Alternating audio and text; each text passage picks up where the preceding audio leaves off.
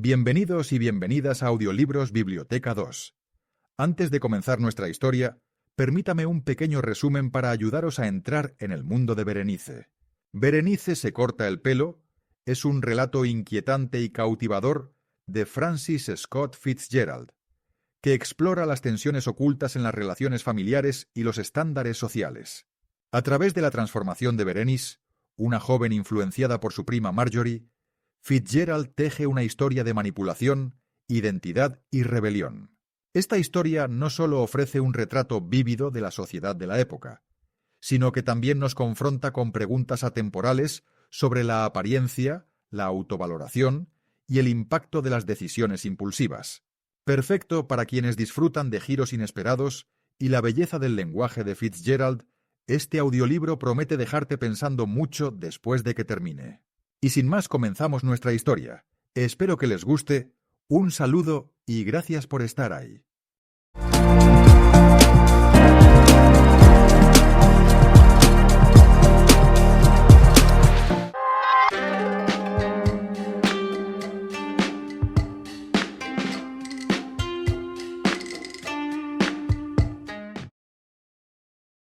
Berenice se corta el pelo.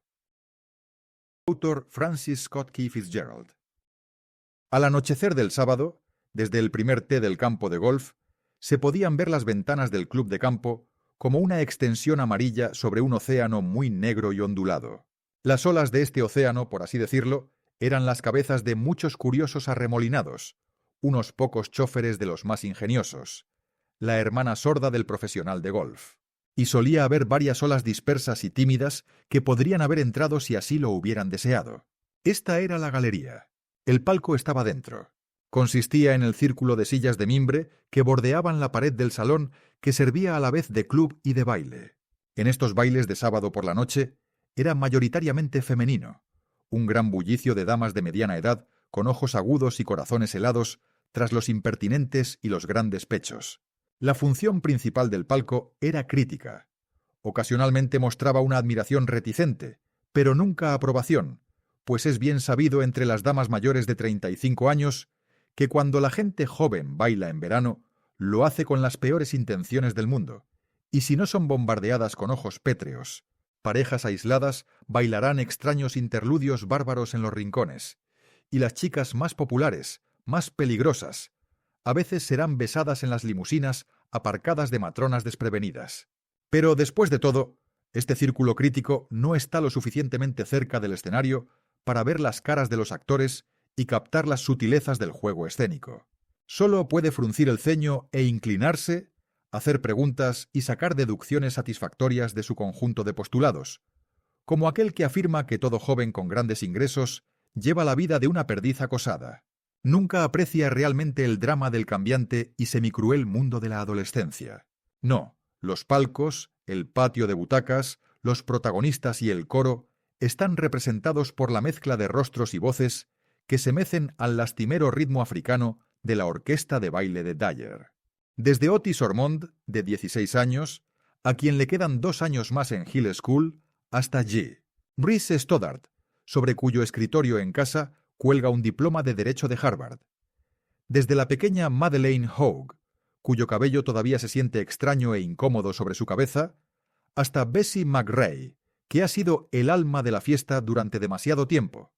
Más de 10 años, la mezcla no solo es el centro del escenario, sino que contiene a las únicas personas capaces de obtener una visión despejada del mismo. Con un floreo y un estruendo, la música se detiene. Las parejas intercambian sonrisas artificiales y sin esfuerzo, repiten burlonamente la de Dada Dum Dum, y entonces el clamor de jóvenes voces femeninas se eleva sobre el estallido de aplausos. Unos pocos hombres solos, decepcionados, atrapados en medio de la pista cuando estaban a punto de sacar a bailar a alguien, se retiraron lánguidamente hacia las paredes, porque esto no era como los bulliciosos bailes de Navidad. Estos bailes más modestos se consideraban simplemente agradablemente cálidos y emocionantes, donde incluso los recién casados más jóvenes se levantaban y ejecutaban antiguos valses y terroríficos foxtrots para diversión tolerante de sus hermanos y hermanas menores. Warren McIntyre, que asistía casualmente a Yale, siendo uno de los desafortunados hombres solos, Buscó un cigarrillo en el bolsillo de su smoking y salió a la amplia y semioscura veranda, donde las parejas se dispersaban en las mesas, llenando la noche adornada con farolillos de palabras vagas y risas difusas. Saludó con la cabeza aquí y allá a los menos absortos, y al pasar junto a cada pareja, algún fragmento medio olvidado de una historia acudía a su mente, pues no era una ciudad grande, y todo el mundo era un quién es quién en el pasado de los demás. Allí, por ejemplo, estaban Jim Strain y Ethel Demorest, que llevaban 3 años comprometidos en secreto. Todo el mundo sabía que en cuanto Jim lograra mantener un trabajo durante más de 2 meses, ella se casaría con él. Sin embargo, qué aburridos parecían ambos, y con qué cansancio miraba Ethel a veces a Jim, como si se preguntara por qué había enredado las vides de su afecto en un álamo tan azotado por el viento. Warren tenía 19 años, y sentía bastante lástima por aquellos de sus amigos que no habían ido a estudiar a una universidad del este. Pero, como la mayoría de los chicos, presumía tremendamente de las chicas de su ciudad cuando estaba lejos de ella. Estaba Genevieve Ormond, que regularmente hacía la ronda de bailes, fiestas en casas particulares y partidos de fútbol americano en Princeton, Yale, Williams y Cornell. Estaba Roberta Dillon, de ojos negros, que era tan famosa para su propia generación como Hiram Johnson o Ty Cobb. Y por supuesto estaba Marjorie Harvey, quien además de tener un rostro de hada y una lengua deslumbrante y desconcertante, ya era justamente célebre por haber dado 5 volteretas seguidas durante el último baile formal en New Haven. Warren, que había crecido al otro lado de la calle de Marjorie, llevaba mucho tiempo loco por ella. A veces ella parecía corresponder a sus sentimientos con una leve gratitud, pero lo había sometido a su prueba infalible y le había informado gravemente que no lo amaba. Su prueba consistía en que cuando estaba lejos de él, lo olvidaba y tenía aventuras con otros chicos. Warren encontraba esto desalentador, especialmente porque Marjorie había estado haciendo pequeños viajes durante todo el verano, y durante los primeros 2 o 3 días después de cada llegada a casa, veía grandes montones de correos sobre la mesa del recibidor de los Harvey, dirigidos a ella con diversas caligrafías masculinas.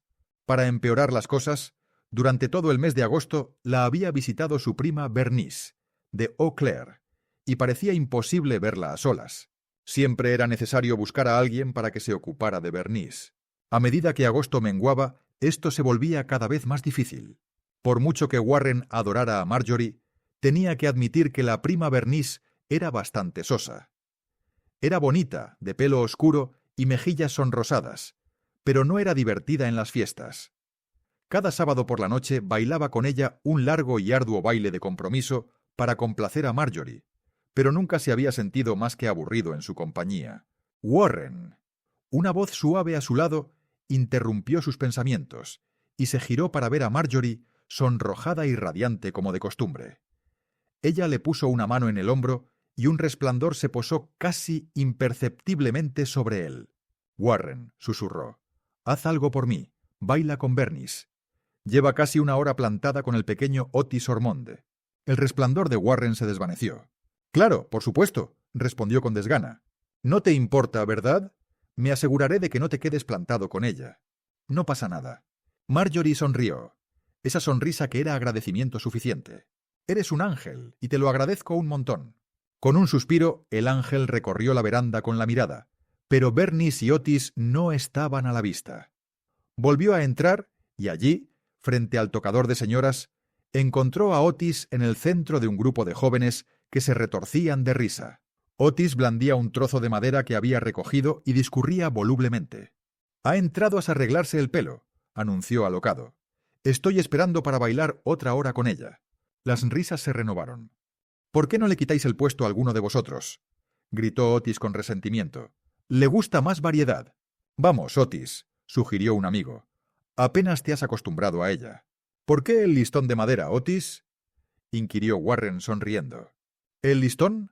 Ah, ¿esto? Esto es una porra. Cuando salga le daré en la cabeza y la haré entrar de nuevo». Warren se desplomó en un sofá y aulló de alegría. «No te preocupes, Otis», articuló finalmente. «Yo te relevo esta vez». Otis simuló un repentino desmayo y le entregó el palo a Warren. «Por si lo necesitas, viejo amigo», dijo con voz ronca. «No importa cuán hermosa o brillante sea una chica. La reputación de que no le quiten el puesto con frecuencia hace que su posición en un baile sea desafortunada. Quizás los chicos prefieran su compañía a la de las mariposas con las que bailan una docena de veces, pero la juventud en esta generación alimentada por el jazz es temperamentalmente inquieta, y la idea de bailar más de un foxtrot completo con la misma chica es desagradable, por no decir odiosa. Cuando se trata de varios bailes y los intermedios entre ellos, puede estar bastante segura de que un joven, una vez relevado, nunca volverá a pisarle sus errantes pies. Warren bailó el siguiente baile completo con Bernice, y finalmente, agradecido por el intermedio, la llevó a una mesa en la veranda. Hubo un momento de silencio mientras ella hacía cosas poco impresionantes con su abanico. «Hace más calor aquí que en Eau Claire», dijo ella. Warren reprimió un suspiro y asintió. Podría ser por lo que él sabía o le importaba. Se preguntó ociosamente si era una conversadora pobre, porque no recibía atención, o si no recibía atención porque era una conversadora pobre. «¿Vas a estar aquí mucho más tiempo?», preguntó y luego se sonrojó un poco. Podría sospechar sus razones para preguntar. «¿Otra semana?», respondió ella, y lo miró fijamente como si fuera a lanzarse sobre su siguiente comentario en cuanto saliera de sus labios. Warren se inquietó. Luego, con un repentino impulso caritativo, decidió probar parte de su repertorio con ella. Se giró y la miró a los ojos. «Tienes una boca terriblemente besable», empezó en voz baja. Este era un comentario que a veces hacía a las chicas en los bailes universitarios cuando hablaban en una penumbra similar a esta. Bernice dio un respingo visible. Se puso de un rojo poco agraciado y se volvió torpe con su abanico. Nadie le había hecho nunca un comentario así. ¡Qué fresco! La palabra se le había escapado antes de darse cuenta, y se mordió el labio. Demasiado tarde decidió mostrarse divertida y le ofreció una sonrisa azorada. Warren estaba molesto. Aunque no estaba acostumbrado a que tomaran en serio ese comentario, solía provocar una risa o un párrafo de bromas sentimentales, y odiaba que lo llamaran fresco, excepto en broma. Su impulso caritativo murió y cambió de tema. «Jim Strain y Ethel Demorest sentados fuera como de costumbre», comentó. Esto encajaba más con el estilo de Bernice, pero un leve arrepentimiento se mezcló con su alivio al cambiar de tema. Los hombres no le hablaban de bocas besables, pero sabía que hablaban de esa manera a otras chicas. «Oh, sí», dijo y rió. «Oigo que llevan años andando como almas en pena sin un céntimo. ¿No es tonto?». El disgusto de Warren aumentó. Jim Strain era un amigo íntimo de su hermano, y de todos modos consideraba de mal gusto burlarse de la gente por no tener dinero. Pero Bernice no había tenido intención de burlarse. Simplemente estaba nerviosa. Cuando Marjorie y Bernice llegaron a casa a las 12:30 de la noche, se dieron las buenas noches al final de la escalera. Aunque eran primas, no eran íntimas.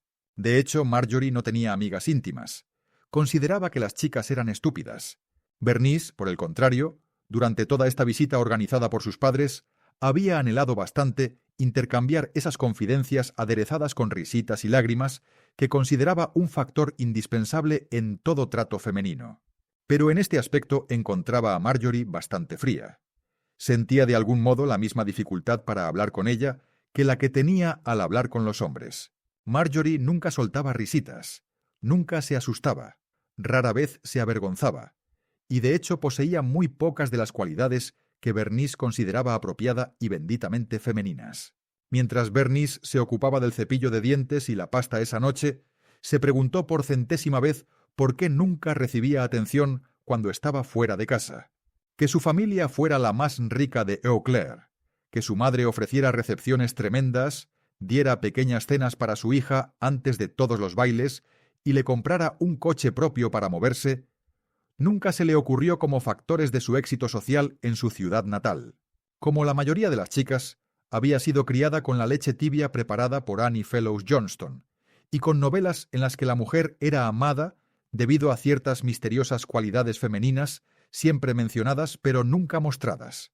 Bernice sintió un vago dolor por no estar dedicada en ese momento a ser popular.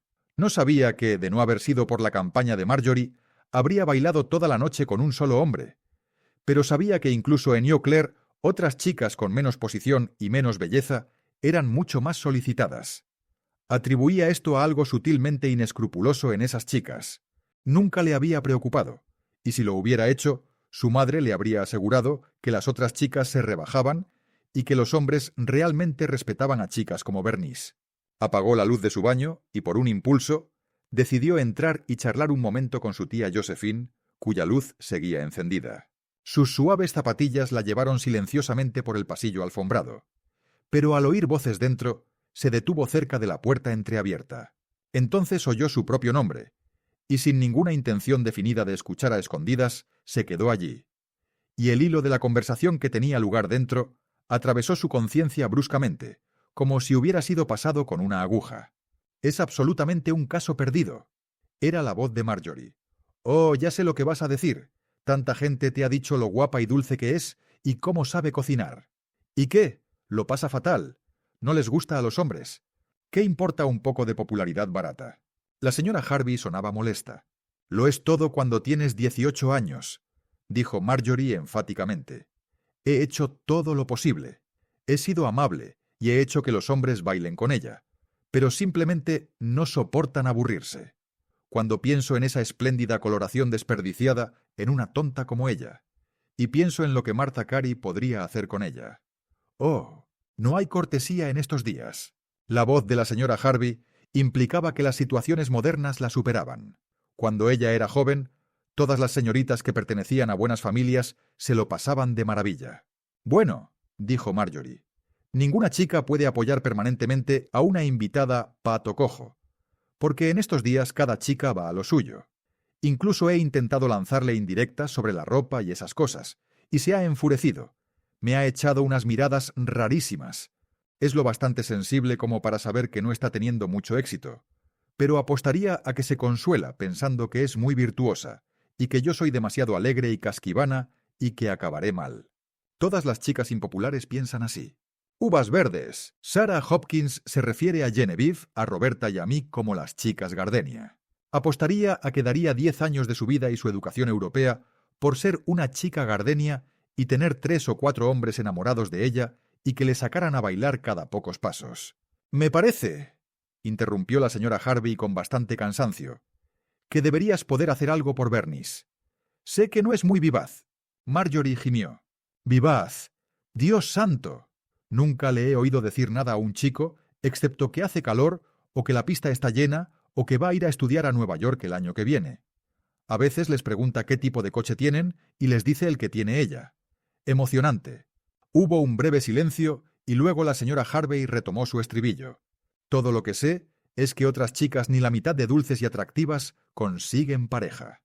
Martha Carey, por ejemplo, es corpulenta y ruidosa, y su madre es claramente vulgar.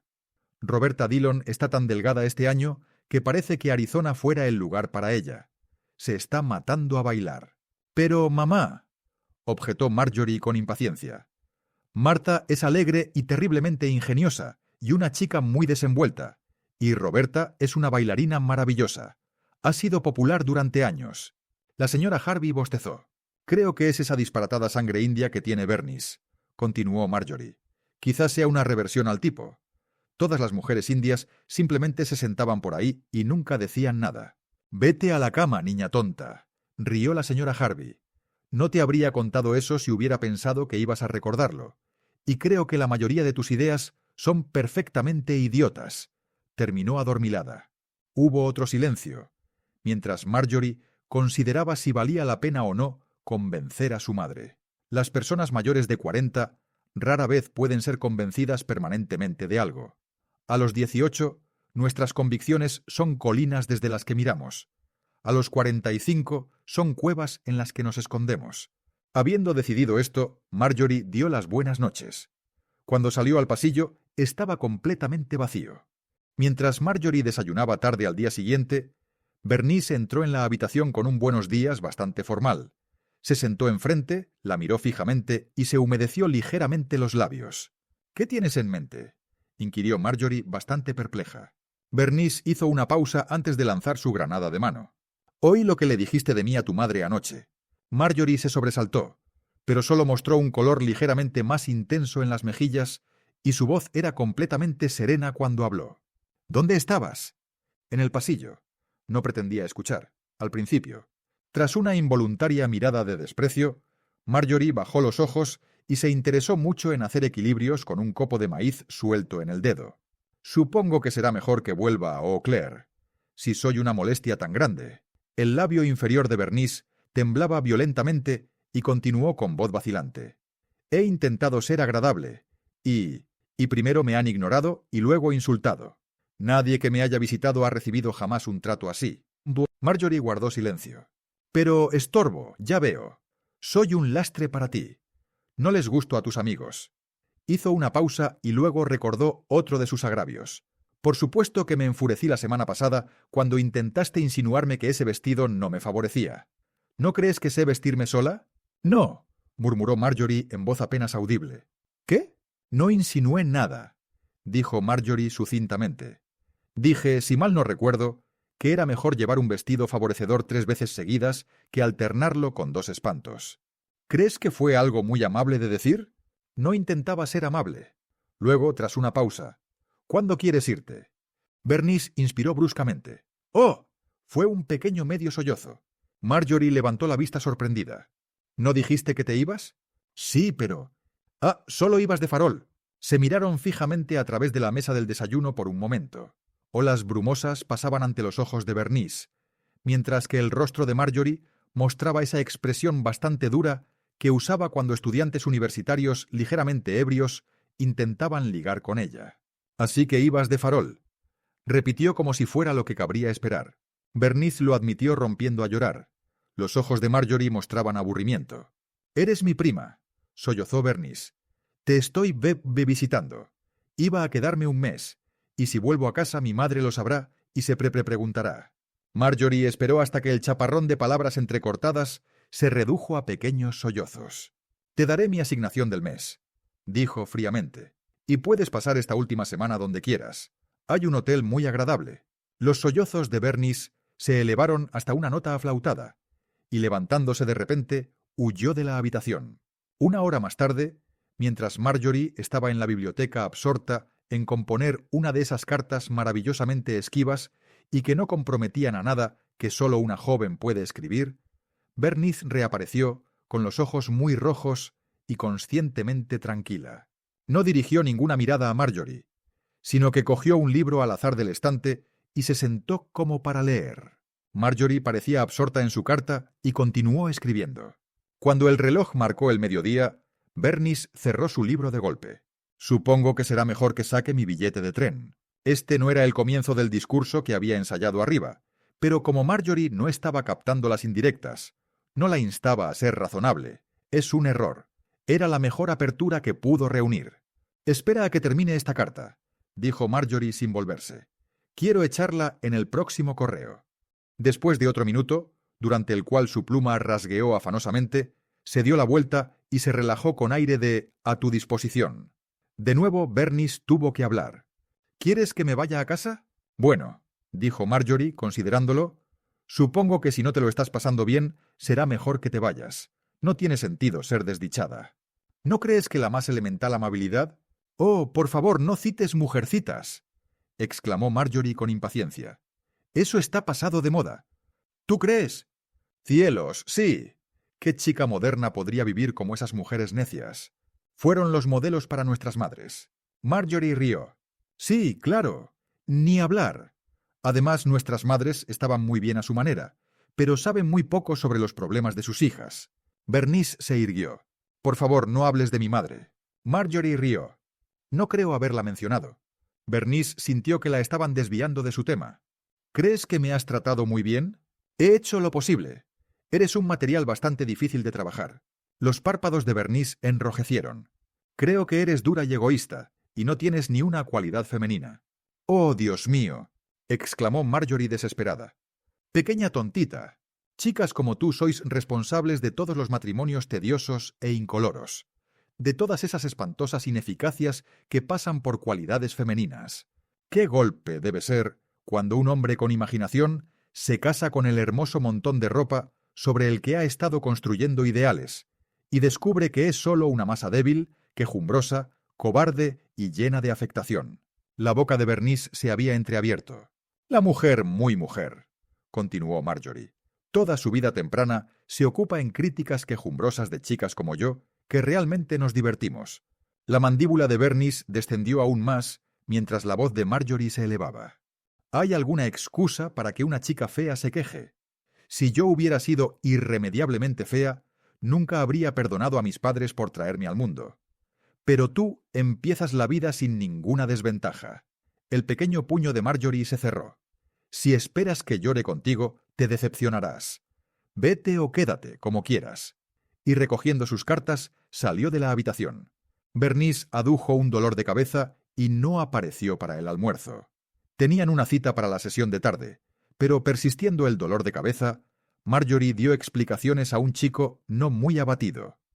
Pero cuando regresó al final de la tarde, encontró a Bernice con un rostro extrañamente decidido, esperándola en su dormitorio. «He decidido», comenzó Bernice sin preámbulos, «que tal vez tengas razón en las cosas. Posiblemente no.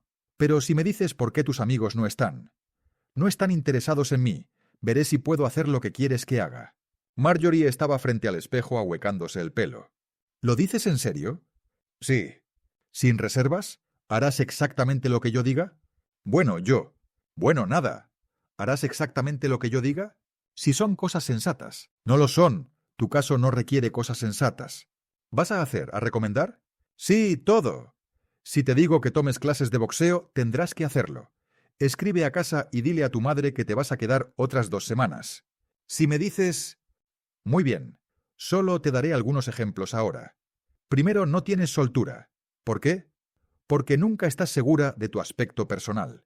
Cuando una chica siente que está perfectamente arreglada y vestida, puede olvidarse de esa parte de sí misma. Eso es encanto. Cuantas más partes de ti misma puedas permitirte olvidar, más encanto tienes. ¿No tengo buen aspecto? No, por ejemplo, nunca cuidas tus cejas. Son negras y lustrosas, pero al dejarlas desgreñadas son un defecto. Serían hermosas si las cuidaras en una 10ª parte del tiempo que dedicas a no hacer nada. Vas a cepillarlas para que crezcan rectas.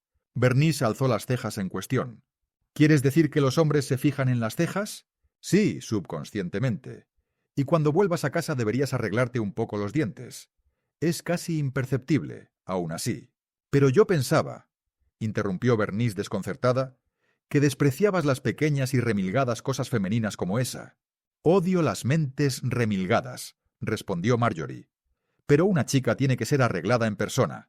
Si tiene un aspecto fabuloso, puede hablar de Rusia, de ping-pong o de la Sociedad de Naciones y salirse con la suya. ¿Qué más? Oh, acabo de empezar. ¿Está tu forma de bailar? ¿No bailo bien? No, no lo haces. Te apoyas en el hombre. Sí, lo haces. Muy ligeramente. Lo noté cuando bailábamos juntas ayer. Y bailas erguida en lugar de inclinarte un poco. Probablemente alguna anciana desde fuera te dijo una vez que parecías muy digna así. Pero excepto con una chica muy pequeña, es mucho más duro para el hombre. Y él es el que cuenta. Continúa. El cerebro de Bernice daba vueltas. Bueno, tienes que aprender a ser amable con los hombres que son pájaros tristes. Pareces insultada cada vez que te juntan con cualquiera que no sean los chicos más populares.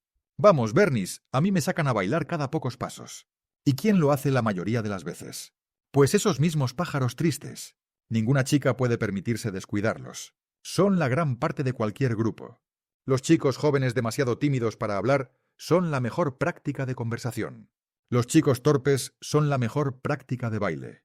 Si puedes seguirlos y aún así parecer grácil, puedes seguir a un tanquecito a través de un rascacielos de alambre de espino. Bernice suspiró profundamente, but Marjorie no había terminado. Si vas a un baile y realmente diviertes, digamos, a 3 pájaros tristes que bailan contigo, si les hablas tan bien que olvidan que están plantados contigo, has hecho algo. Volverán la próxima vez, y gradualmente tantos pájaros tristes bailarán contigo que los chicos atractivos verán que no hay peligro de quedarse plantados.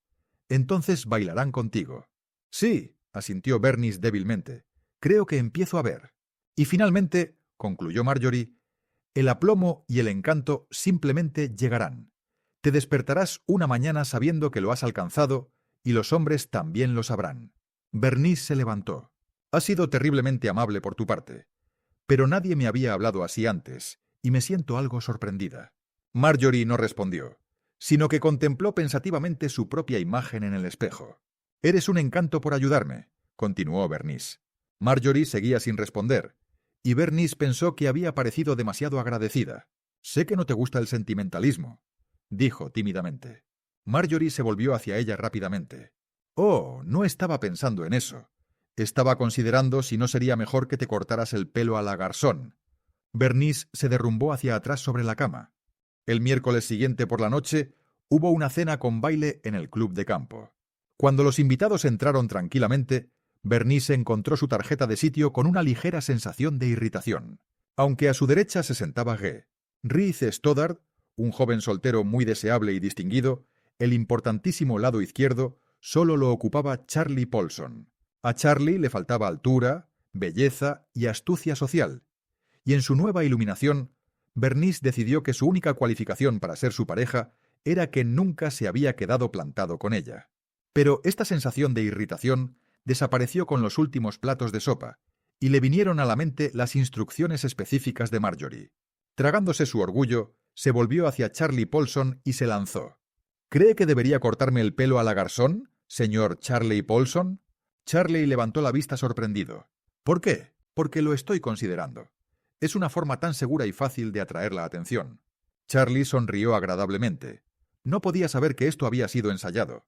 Respondió que no sabía mucho sobre el pelo corto, pero Bernice estaba allí para informarle. «Quiero ser una vampiresa de sociedad, ¿sabe?», anunció con frialdad, y continuó informándole de que el pelo corto era el preludio necesario. Añadió que quería pedirle consejo, porque había oído que era muy crítico con las chicas. Charlie, que sabía tanto de la psicología de las mujeres como de los estados mentales de los contemplativos budistas, se sintió vagamente halagado.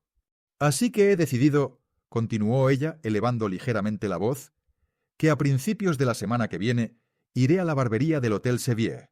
Me sentaré en el primer sillón y me cortaré el pelo a la garzón».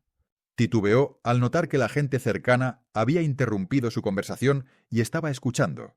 Pero tras un segundo confuso, las instrucciones de Marjorie surtieron efecto, y terminó su párrafo para todos los presentes cercanos. «Por supuesto, cobraré entrada, pero si todos vienen a animarme, repartiré pases para los asientos de primera fila». Hubo una oleada de risas de apreciación, y al abrigo de ella, G. Reese Stoddard se inclinó rápidamente y le dijo cerca del oído: «Reservo un palco ahora mismo». Ella se encontró con sus ojos y sonrió como si él hubiera dicho algo sorprendentemente brillante. «¿Cree en el pelo corto?», preguntó G. Reese en el mismo susurro. «Creo que es inmoral», afirmó Bernice gravemente. «Pero, por supuesto, tienes que divertir a la gente, o darles de comer o escandalizarlos». Marjorie había entresacado esto de Oscar Wilde. Fue recibido con una oleada de risas por parte de los hombres y una serie de miradas rápidas e intensas por parte de las chicas. Y entonces, como si no hubiera dicho nada de ingenio o importancia, Bernice se volvió de nuevo hacia Charlie y le habló confidencialmente al oído. «Quiero pedirle su opinión sobre varias personas. Imagino que es usted un maravilloso juez de carácter». Charlie se estremeció ligeramente. Le hizo un sutil cumplido volcando su vaso de agua. 2 horas más tarde, mientras Warren McIntyre estaba pasivamente en la fila de los hombres solos, observando distraídamente a los bailarines y preguntándose a dónde y con quién había desaparecido Marjorie, una percepción inconexa comenzó a invadirle lentamente. La percepción de que a Bernice, prima de Marjorie, le habían sacado a bailar varias veces en los últimos 5 minutos. Cerró los ojos, los abrió y volvió a mirar. Hacía varios minutos que bailaba con un chico de visita. Algo fácilmente explicable. Un chico de visita no sabría más. Pero ahora bailaba con otro, y allí estaba Charlie Paulson dirigiéndose hacia ella con entusiasta determinación en la mirada. Extraño. Charlie rara vez bailaba con más de 3 chicas por noche. Warren se sorprendió claramente cuando, habiendo efectuado el cambio, el hombre relevado resultó ser nada menos que el propio G. Reese Stoddard. Y J. Reese no parecía en absoluto exultante por ser relevado. La siguiente vez que Bernice bailó cerca, Warren la observó atentamente. Sí, era guapa, claramente guapa, y esta noche su rostro parecía realmente vivaz. Tenía esa mirada que ninguna mujer, por muy dotada que estuviera para la actuación, puede fingir con éxito. Parecía que se lo estaba pasando bien. Le gustaba cómo llevaba el pelo arreglado. Se preguntó si sería brillantina lo que lo hacía relucir tanto. Y ese vestido era favorecedor, un rojo oscuro que realzaba sus ojos profundos y sus mejillas sonrosadas. Recordó que la había considerado guapa cuando llegó por primera vez a la ciudad, antes de darse cuenta de que era sosa. Lástima que fuera sosa. Las chicas sosas eran insoportables, aunque ciertamente guapa. Sus pensamientos volvieron en zigzag a Marjorie. Esta desaparición sería como otras desapariciones. Cuando reapareciera, él exigiría saber dónde había estado. Le dirían enfáticamente que no era asunto suyo. Qué lástima que estuviera tan segura de él. Se deleitaba sabiendo que ninguna otra chica de la ciudad le interesaba. Lo desafiaba a enamorarse de Genevieve o Roberta. Warren suspiró. El camino hacia los afectos de Marjorie era ciertamente un laberinto. Levantó la vista. Bernice bailaba de nuevo con el chico de visita. Medio inconscientemente, dio un paso fuera de la fila de hombres solos en dirección a ella y dudó. Luego se dijo a sí mismo que era Caridad. Caminó hacia ella. Chocó de repente con G. Reese Stoddard. «Perdóneme», dijo Warren. Pero G. Reese no se había detenido a disculparse. Había vuelto a sacar a bailar a Bernice.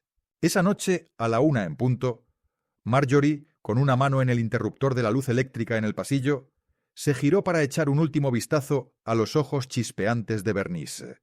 ¿Así que funcionó? «Oh, Marjorie, sí», exclamó Bernice. «Vi que te lo estabas pasando muy bien». «Sí. El único problema fue que sobre la medianoche me quedé sin conversación. Tuve que repetirme. Con hombres diferentes, por supuesto. Espero que no comparen notas». «Los hombres no lo hacen», dijo Marjorie bostezando. «Y no importaría si lo hicieran. Pensarían que eres aún más astuta». Apagó la luz de golpe y mientras subían las escaleras, Bernice se agarró agradecida a la barandilla. Por primera vez en su vida estaba cansada de tanto bailar. «Ya ves», dijo Marjorie al final de la escalera, «un hombre ve a otro sacar a bailar a una chica y piensa que debe haber algo ahí. Bueno, mañana prepararemos algún material nuevo. Buenas noches». «Buenas noches». Mientras Bernice se soltaba el pelo, repasó mentalmente la velada. Había seguido las instrucciones exactamente. Incluso cuando Charlie Paulson la sacó a bailar por 8ª vez, había simulado deleite y aparentemente había estado interesada y halagada. No había hablado del tiempo, ni de Eau Claire, ni de automóviles, ni de su escuela, sino que había limitado su conversación a yo, tú y nosotros. Pero unos minutos antes de quedarse dormida, un pensamiento rebelde se agitaba somnolientamente en su cerebro. Después de todo, era ella quien lo había hecho. Marjorie, sin duda, le había dado la conversación, pero Marjorie sacaba gran parte de su conversación de cosas que leía. Bernice había comprado el vestido rojo, aunque nunca lo había valorado mucho antes de que Marjorie lo desenterrara de su baúl. Y su propia voz había dicho las palabras. Sus propios labios habían sonreído. Sus propios pies habían bailado. Marjorie, buena chica. Vanidosa, sin embargo. Buena velada. Chicos simpáticos. Como Warren. Warren. ¿Cómo se llama? Warren. Se quedó dormida.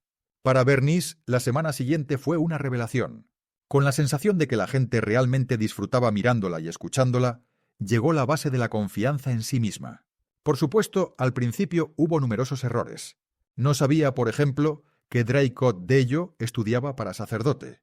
Ignoraba que la había sacado a bailar porque pensaba que era una chica tranquila y reservada. De haber sabido estas cosas, no le habría soltado la frase que empezaba con «Hola, neurosis de guerra», y continuaba con la historia de la bañera. «Se necesita una energía espantosa para arreglarme el pelo en verano. Hay tanto, así que siempre me lo arreglo primero y me empolvo la cara y me pongo el sombrero. Luego me meto en la bañera y me visto después. ¿No crees que es el mejor plan?» Aunque Draycott Dello estaba lidiando con dificultades relativas al bautismo por inmersión y posiblemente podría haber visto una conexión, hay que admitir que no lo hizo.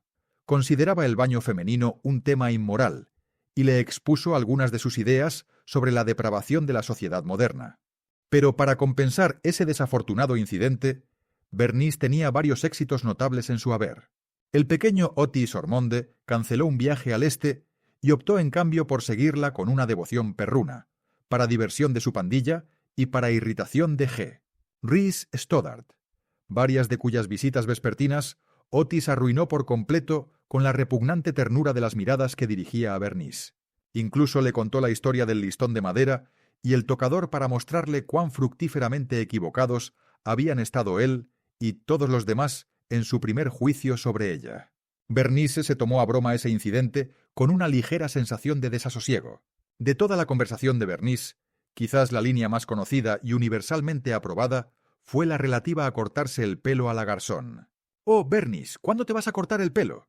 «Pasado mañana, tal vez», respondía ella riendo. «¿Vendrás a verme? Porque cuento contigo, ¿sabes?» «Que si iremos, ya lo creo, pero más vale que te des prisa». Bernice, cuyas intenciones tonsoriales eran estrictamente deshonrosas, volvía a reír. «Muy pronto, te sorprenderías». Pero quizás el símbolo más significativo de su éxito fue el coche gris del hipercrítico Warren McIntyre, aparcado diariamente frente a la casa de los Harvey. Al principio la doncella se sobresaltó claramente cuando preguntó por Bernice en lugar de por Marjorie. Después de una semana, le dijo a la cocinera que la señorita Bernice le había quitado el mejor pretendiente a la señorita Marjorie. Y la señorita Bernice lo había hecho. Quizás comenzó con el deseo de Warren de despertar los celos en Marjorie. Quizás fue el aire familiar, aunque no reconocido, de Marjorie en la conversación de Bernice. Quizás fueron ambas cosas y algo de atracción sincera además. Pero de alguna manera, la mente colectiva de la gente joven supo en una semana que el pretendiente más fiable de Marjorie había dado un giro asombroso y cortejaba indiscutiblemente a la invitada de Marjorie. La cuestión del momento era cómo se lo tomaría Marjorie. Warren llamaba a Bernice por teléfono 2 veces al día, le enviaba notas y se les veía frecuentemente juntos en su roadster, obviamente absortos en una de esas conversaciones tensas y significativas sobre si él era sincero o no. Marjorie, cuando le lanzaban pullas, solo reía. Decía que estaba muy contenta de que Warren hubiera encontrado por fin a alguien que lo apreciara. Así que la gente joven también rió, supuso que a Marjorie no le importaba y lo dejó así. Una tarde, cuando solo quedaban 3 días de su visita, Bernice esperaba en el recibidor a Warren, con quien iba a una partida de bridge. Estaba de un humor bastante dichoso, y cuando Marjorie, que también iba a la partida, apareció a su lado y empezó a ajustarse despreocupadamente el sombrero en el espejo, Bernice estaba completamente desprevenida para cualquier cosa parecida a un enfrentamiento. Marjorie hizo su trabajo muy fríamente y sucintamente en 3 frases. «Será mejor que te saques a Warren de la cabeza», dijo fríamente. «¿Qué?»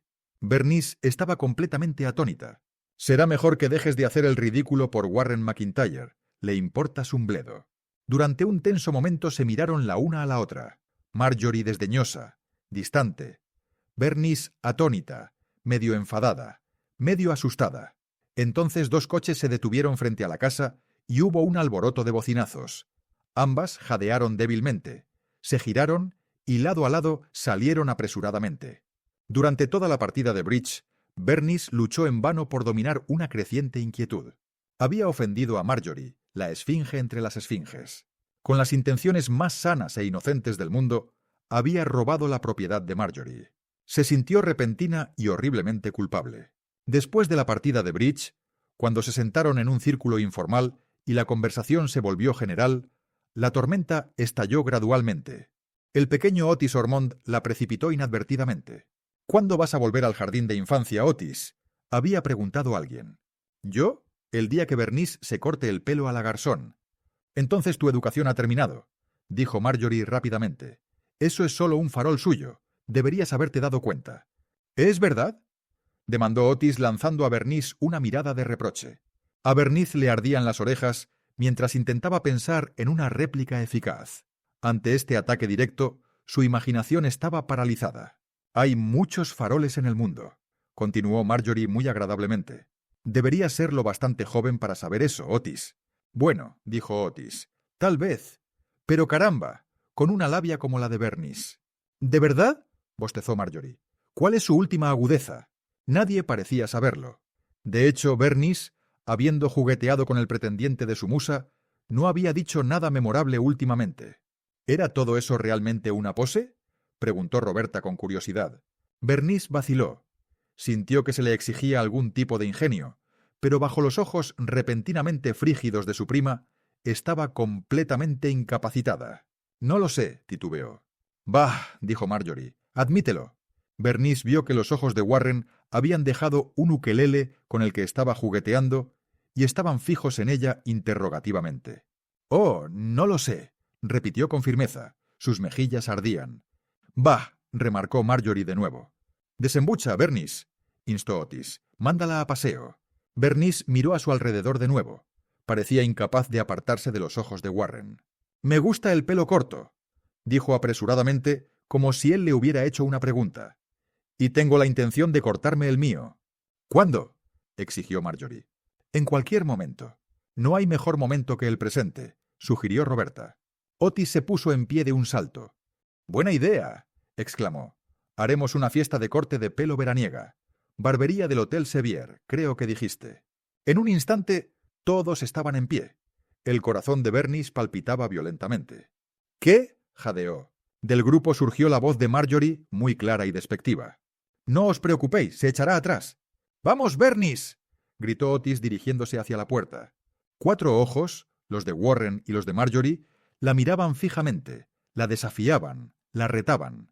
Por otro segundo, dudó alocadamente. «Está bien», dijo rápidamente. «No me importa hacerlo». Una eternidad de minutos más tarde, yendo hacia el centro de la ciudad, al final de la tarde junto a Warren, los demás siguiéndola de cerca en el coche de Roberta, Bernice tenía todas las sensaciones de María Antonieta camino de la guillotina en una carreta. Vagamente se preguntó por qué no gritaba que todo era un error. Apenas podía evitar agarrarse el pelo con ambas manos para protegerlo del mundo repentinamente hostil. Sin embargo, no hizo ninguna de las dos cosas. Ni siquiera el pensamiento de su madre era un freno ahora. Esta era la prueba suprema de su espíritu deportivo. Su derecho a caminar sin oposición en el cielo estrellado de las chicas populares. Warren estaba taciturno y silencioso. Y cuando llegaron al hotel, se detuvo en el bordillo e indicó a Bernice con la cabeza que saliera primero. El coche de Roberta vació a una multitud risueña en la barbería, que presentaba 2 audaces escaparates de cristal a la calle. Bernice se detuvo en el bordillo y miró el letrero. Barbería Sevier. Era una guillotina, de hecho, y el verdugo era el primer barbero, quien, ataviado con una bata blanca y fumando un cigarrillo, se apoyaba con indiferencia en el primer sillón. Debía de haber oído hablar de ella. Debía de haber estado esperando toda la semana, fumando eternos cigarrillos, junto a ese portentoso y demasiado mencionado primer sillón. ¿Le vendarían los ojos? No, pero le atarían un paño blanco alrededor del cuello. No fuera que algo de su sangre, tonterías, pelo, cayera sobre su ropa. «Muy bien, Bernice», dijo Warren rápidamente. Con la barbilla en alto, cruzó la acera, empujó la puerta de vaivén con mosquitera y, sin dirigir una mirada a la fila alborotadora y bulliciosa que ocupaba el banco de espera, se acercó al barbero gordo. «Quiero que me corte el pelo a la garzón». La boca del primer barbero se entreabrió un poco. Su cigarrillo cayó al suelo. «¿Eh? Mi pelo, córtemelo». Rechazando más preliminares, Bernice ocupó su asiento en alto. Un hombre en el sillón junto a ella se giró de lado y le lanzó una mirada, mitad espuma, mitad asombro. Un barbero dio un respingo y estropeó el corte de pelo mensual del pequeño Willy Schunemann. El señor O'Reilly en el último sillón gruñó y maldijo musicalmente en gaélico antiguo cuando una navaja le cortó la mejilla. 2 limpiabotas abrieron los ojos como platos y corrieron hacia sus pies. No, Bernice no quería un limpiado. Afuera, un transeúnte se detuvo y se quedó mirando. Una pareja se unió a él. Las narices de media docena de niños cobraron vida, aplastadas contra el cristal, y fragmentos de conversación transportados por la brisa veraniega entraron a la deriva por la puerta mosquitera. «Mira qué pelo más largo tiene esa cría. ¿De dónde sacas eso? Esa es una mujer barbuda que acaba de afeitar». Pero Bernice no vio nada, no oyó nada. Su única percepción consciente le decía que este hombre de la bata blanca había quitado una peineta de carey y luego otra, que sus dedos manipulaban torpemente horquillas desconocidas, que este pelo, este maravilloso pelo suyo, se iba. Nunca más sentiría su largo y voluptuoso tirón mientras colgaba en una gloria castaño oscuro por su espalda. Por un segundo estuvo a punto de derrumbarse, y entonces la imagen ante ella apareció mecánicamente ante sus ojos. La boca de Marjorie, curvándose en una leve sonrisa irónica, como diciendo: «Ríndete y bájate. Intentaste desafiarme y descubrí tu farol. Ya ves que no tienes ninguna posibilidad». Y una última energía surgió en Bernice, pues apretó las manos bajo el paño blanco, y hubo un curioso entrecerrar de ojos que Marjorie comentó a alguien mucho después. 20 minutos más tarde, el barbero la giró para enfrentarla al espejo, y ella hizo una mueca ante toda la extensión del daño que se había producido. Su pelo no era rizado, y ahora caía en mechones lacios y sin vida a ambos lados de su rostro, repentinamente pálido. Era feo como un pecado. Había sabido que sería feo como un pecado. El principal encanto de su rostro había sido una simplicidad de Madonna. Ahora eso había desaparecido y era, bueno, terriblemente mediocre. No teatral, solo ridícula, como una bohemia de Greenwich Village que se hubiera dejado las gafas en casa. Mientras bajaba del sillón, intentó sonreír. Fracasó miserablemente. Vio a dos de las chicas intercambiar miradas. Notó la boca de Marjorie curvada en una sutil burla, y que los ojos de Warren eran repentinamente muy fríos. «Ya veis». Sus palabras cayeron en una pausa incómoda. «Lo he hecho». «Sí, lo has hecho», admitió Warren. «¿Os gusta?» Hubo un claro poco entusiasta de 2 o 3 voces. Otra pausa incómoda, y entonces Marjorie se giró rápidamente y con intensidad serpentina hacia Warren. «¿Te importaría llevarme a la tintorería?», preguntó.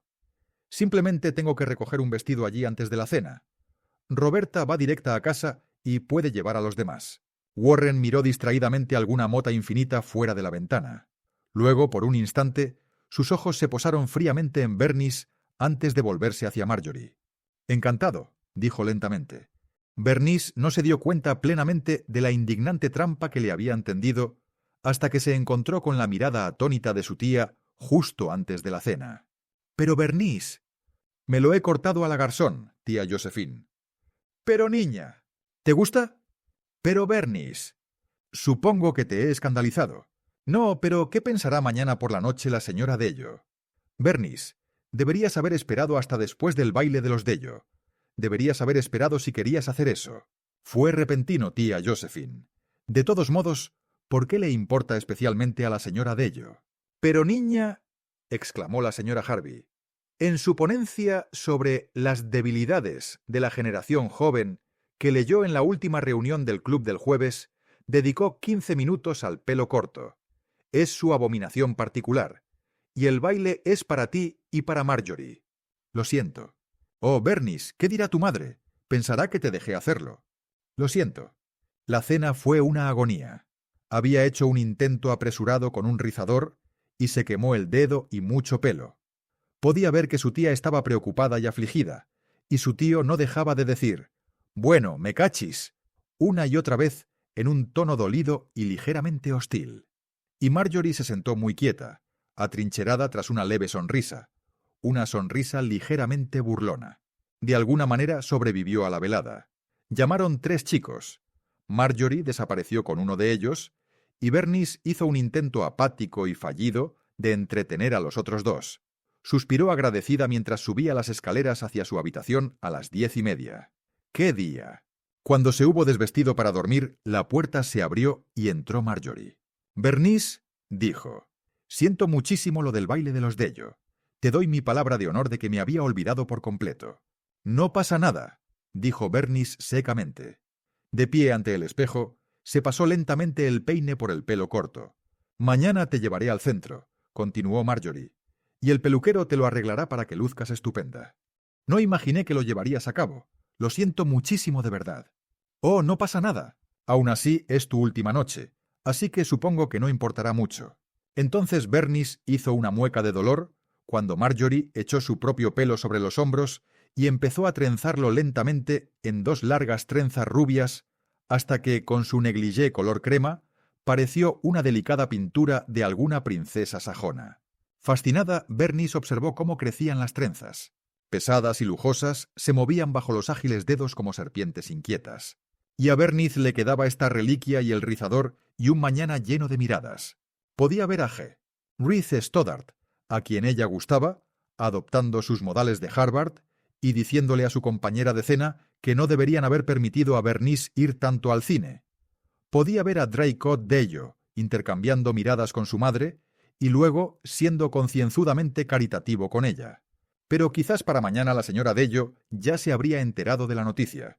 Enviaría una notita helada pidiéndole que no asistiera, y a sus espaldas todos se reirían y sabrían que Marjorie la había dejado en ridículo, que su oportunidad de belleza había sido sacrificada al capricho celoso de una chica egoísta.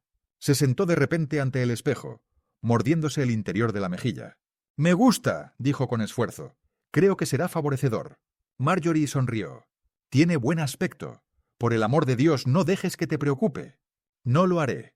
«Buenas noches, Bernice», pero cuando la puerta se cerró, algo se rompió dentro de Bernice. Se levantó de un salto enérgicamente, apretando las manos, luego cruzó rápida y silenciosamente hasta su cama y de debajo sacó su maleta.